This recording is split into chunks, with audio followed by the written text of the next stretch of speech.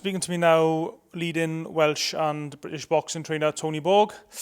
Tony, obviously COVID has hit all walks of life, including boxing. How's it affected you and your gym?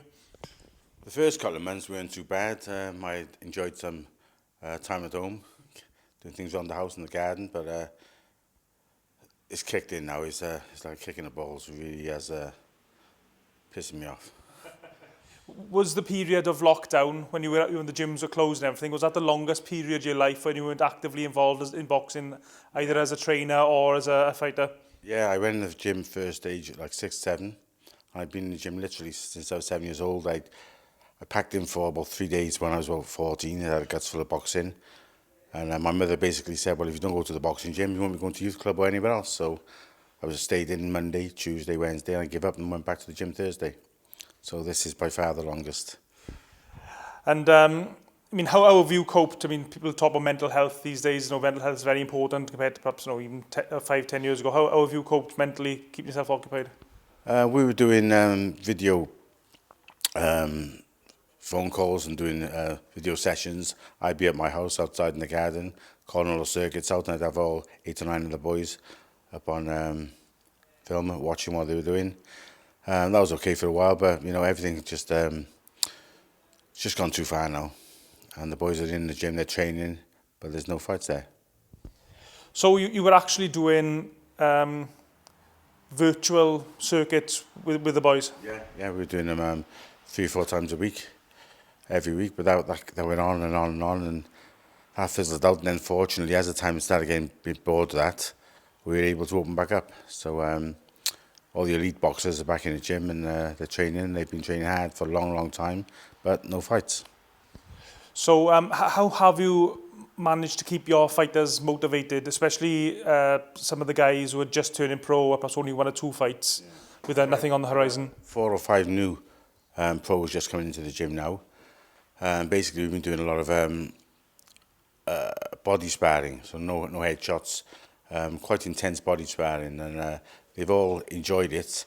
They've all seen an improvement in what they're doing, not just fitness, but ring craft, so that's kept them focused for a while. But eventually, obviously now it's Christmas coming up, but it is really hard for them to stay motivated. One of your fighters who did have a fight during the lockdown period, Lee Selby, officially was announced just prior to the lockdown, May 9th. Really big show in Cardiff. Probably would have been thousands of fans there to cheer Lee on. And when the fight finally did take place, I think it was October. No audience, no crowd. What was it like, Tom? I've been on 3 of those shows. Obviously, the boys have got to fight, and they need to fight. And there's the ones like, say, Gavin Guinn, for example, would fight in a phone box on a Sunday afternoon anywhere, It's all different. And Lee Selby loves that ring entrance. He loves the build up to the fight.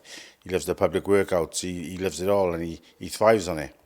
When he goes to that gym, when he goes to that ring entrance, that's so important to him. And it's a very individual sport, but some of the boxers really need that, and I think Lee is one of them. He really gets up off the crowd, the spectators, and to have an opportunity to fight the big fights in Wales was something he's been relishing. Yeah, you're right, actually, because I never really thought of it before, but Lee, he's such a quiet guy.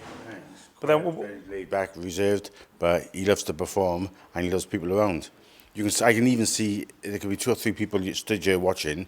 He doesn't really know who they are, but if those 3 make him spell that a little bit better, he loves performing. Yeah, because Lee really, he comes alive, like we said, when he's got the cameras on him, he almost becomes a different personality, he's got a split personality. People that, the Welsh Mayweather and all that crap that was going on years ago, that's not Lee Selby at all. Lee's a very chilled, a sound guy, he's a real good guy, a consummate pro. He trains hard, he lives the life, turned his life around. So the fight itself against GEORGE Kambosos, 12-round split decision in the end. What's your thoughts on the fight itself? Well, we thought we were up 2 or 3 rounds going into the 7th or 8th round, and somebody came across the corner and indicated to us that this guy had us behind. And it was like a smack in the face, like, oh, what's going on here? So we didn't want to go stupid and went out there trying to look for the knockout because it wasn't desperate like that, but it just set us back a bit. And Lee, stayed in the fight. The guy was obviously looking for the big fight, big shot to finish Lee off. He didn't land it. He tried to deal with Lee's footwork, Lee's lateral movement. He wasn't able to do that. At the end of the 12 rounds, I thought Lee had won by 2 or 3 rounds clearly, as did a lot of other people. And the scoring was crazy. The one referee scoring, I don't know what fight he was watching. And then you had the ridiculous situation where the timekeeper has timed the 8th round 2 minutes. And his excuse for that was that there'd been women fighting earlier, 2-minute rounds. Well, if he timed Lee's first round at 2 minutes, we could understand it. But he timed the first 6 or 7 right, and then got it wrong. How's that happen? Yeah, there's been... So look at the clock for 3 minutes, and when the time comes, hit the bell. It's not complicated. It was a 2-minute round. There's been a lot of focus on British boxing officials during this lockdown period. I don't know whether it's just because there's a lack of sport and it's getting more attention now. But what's your thoughts on the standard of British judges and officials in general? I've always been quite happy with it, to be honest with you. But lately, as you said, there's been a few incidents highlighted, and they need answering. The questions are out there, and they need answering. They need to be brought in front of the board, and maybe the scoring should be checked. I mean, the fight itself was quite close, and there were people who thought that Lee won, and there was people who thought that Kambosos won. But is there a process that somebody like a manager or trainer like yourself can complain to the board, or? We've already done that. We've put a complaint in. It's cost considerable amount of money to raise the appeal, but we've got an appeal going forward, and hopefully we should hear something in the new year. I mean, I read somewhere, I don't know if it's correct or not, but I don't think there's any A-star referee in Britain has ever been downgraded since some like the 50s or something like that. Right, well, maybe things start changing, I don't know. Maybe if you look at football and a few other sports, they've come forward over the last couple of years and start using the VAR. Maybe it'll come into boxing eventually. I mean, what do you think about the potential of having VAR in boxing? Do you think that'll be an advantage or disadvantage, or I mean, what's the pros and cons from a trainer's point of view? Well, it's just another complication, I suppose, but that boxing doesn't need. But if we're going to get bad decisions and problematic, it's one way to resolve them. And another thing as well that's been highlighted during this period is the commentary. I mean, it's very difficult being a commentator. It's not as easy as perhaps people think it is, but people watch on television, their opinion is formed based on what the commentators are saying. Yeah, I don't need to mention any particular fight, but in a very recent one, the commentary on one channel was totally completely different to the commentary on another channel. Okay, you can sit on the fence for a couple of rounds and score it, 2 or 3 rounds different maybe, but it was like they're watching a completely different fight. The one channel, for example, Kambosos loaded up with a left hook and missed, and then he threw a left hook to the body and left hook to the head, which Lee blocked clearly with the elbow and tucked up with it. And it looked really, rather than mentioning the way Lee blocked it, how well he blocked it, they just emphasised the big shot he threw, but it didn't land. If it didn't land, he hasn't scored. What's the point of talking about it? Yeah. So where is Lee now in regards? You mentioned he got an appeal going on. I mean, I doubt the appeal will be successful because that's just they never are really in boxing, are they? Unfortunately. But where next for Lee? Where's his next step in his boxing career? Well, Lee's taking some quality time out now with his kids. He can enjoy a good Christmas, spend some time with his children. It's too early to make a decision on where he goes. We're not going to go down the route of going back down to fighting for the British title or anything like that. He's a world-class fighter, and that's where he wants to stay.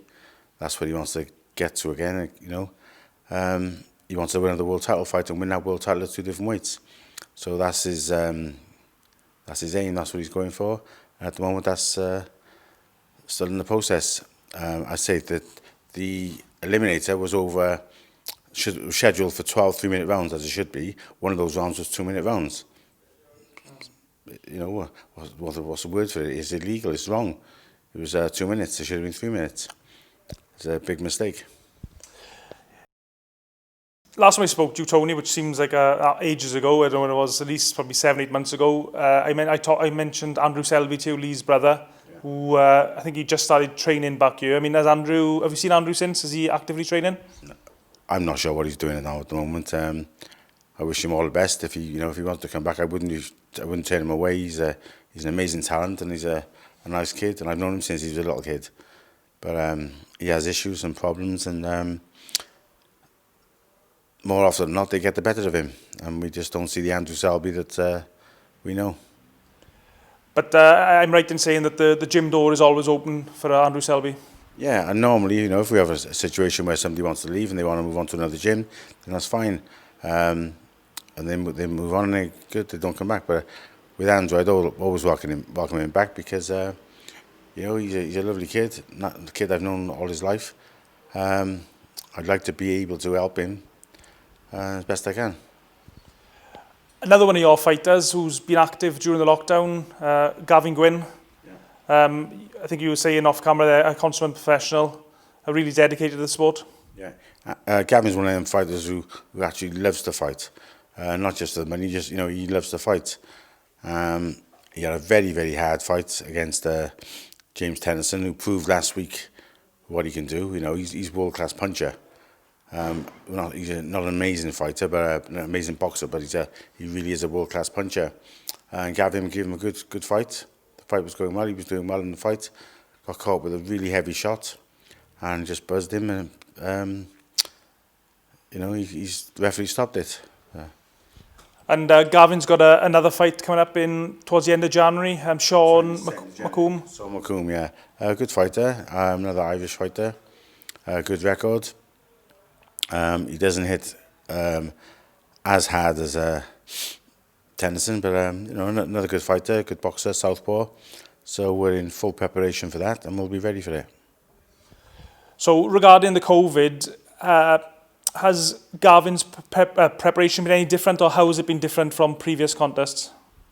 To be honest, because he hasn't been on, we haven't been on lockdown in the gym. We've been allowed to let the elite fighters train. We've been training as normal and getting the work done as normal, and we've been away to Bristol and Swindon sparring here. We've had boxers coming down from Portsmouth and Swindon and Bristol, so preparations are fine, yeah. And you got probably at least half a dozen boxers, if not more, in the gym training. Do you want to just give them a word?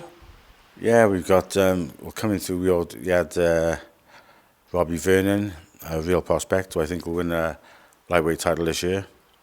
Gavin, we already mentioned, Lee Selby.